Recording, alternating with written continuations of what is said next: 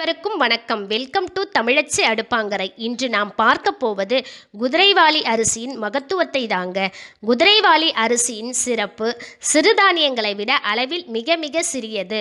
தோல் நீக்கப்பட்டு கிடைக்கின்றது. மூர்த்தி சிறியதானாலும் கீர்த்தி பெரியது என்ற வரிக்கு மிக சிறந்த உதாரணம் குதிரைவாலி. கோதுமையை விட 6 மடங்கு நார்ச்சத்து உள்ளது.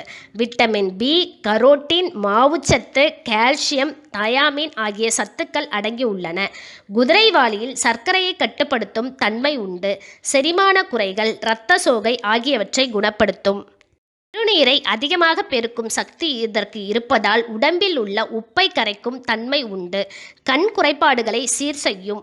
பீட்டா கரோட்டின் இதில் அதிகமாக உள்ளது. மேலும் ஆன்டி ஆக்சிடென்டாக வேலை செய்கிறது.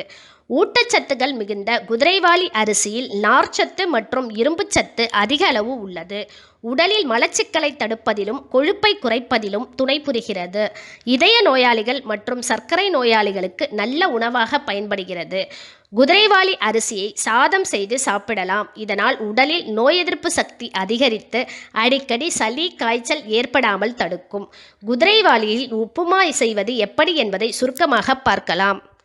குதிரைவாலி அரிசி 1 கப், தண்ணீர் 3 கப், பொடியாக நறுக்கிய வெங்காயம் 1, பொடியாக நறுக்கிய பச்சை மிளகாய் 2, உப்பு, எண்ணெய் தேவையான அளவு.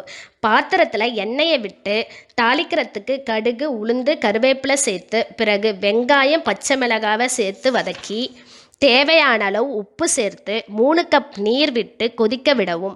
அந்த சமயத்தில் குதிரைவாலியை மண்சட்டியில் போட்டு வறுத்து சிவந்த பதத்தில் எடுத்து அதனை கொதிக்கும் நீரில் போட்டு மூடிவிட்டு 15 நிமிடம் வேக வைக்கவும். பிறகு பசுநெய் சேர்த்து சாப்பிட ருசியும் மணமும் அலாதியாக இருக்கும். குதிரைவாலி அரிசியை கொண்டு பொங்கல், இடியாப்பம், கலவை சாதம் என பல வகைகள் தயாரிக்கலாம்.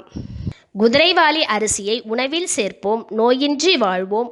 உணவே மருந்து என்பதை உணர்வோம். இந்த சேனலை உங்களுக்கு பிடிச்சிருந்தா லைக் பண்ணுங்க, ஷேர் பண்ணுங்க, சப்ஸ்கிரைப் பண்ணுங்க, பக்கத்தில் இருக்கிற பெல் பட்டனை அழுத்துங்க. நன்றி, வணக்கம்.